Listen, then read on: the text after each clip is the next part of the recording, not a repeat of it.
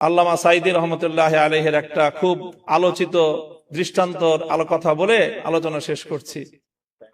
ওই যে একটা আপনার বন্টনের গল্প শুনিয়েছিলেন না, যে সিংহ, গাধা আর শৃগাল মিলে একটা শিকার করেছে। এরপরে সিংহ বলেছে, এখন তো শিকার করলাম গরু, হরিণ আর খরগোশ, এখন তিনজন মিলে শিকার করেছি, বন্টন না করে তো খাওয়াটা এটা বেইনসাফি দেখায়, কাজে একটা পদ্ধতি অনুযায়ী তুমি বন্টন করো।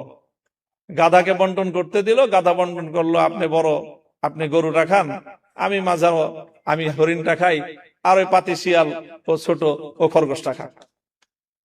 তো সিংহ এক চর মেরেছিল, এক চরে তার ঘাড় উপরে পড়ে গিয়েছিল। এরপরে বলল যে, শৃগালকে বলল, তুই ভাগ কর। না মহারাজ, কি ভাগ করব? না না, আমি তো ভাগ ছাড়া খাবো না, আমি তো সিস্টেম ছাড়া খাই না, সাংবিধানিক পদ্ধতি বাস্তবায়ন হবে, তারপরে সে আমি খাবো। শৃগাল বলল যে, আপনি গরুটা দিয়ে সকালবেলায় আপনি ব্রেকফাস্ট করবেন, হরিণটা দিয়ে ডিনার করবেন, লাঞ্চ করবেন, আর খরগোশটা দিয়ে আপনি ডিনার করবেন। জিজ্ঞাসা করলো, এত সুন্দর বন্টন তোরে শিখাইছে কে? তো শৃগাল বলে, ওই যে একটু আগে যে গাধার পরিণাম আমাকে এই উত্তম বন্টন শিক্ষা দিয়েছে।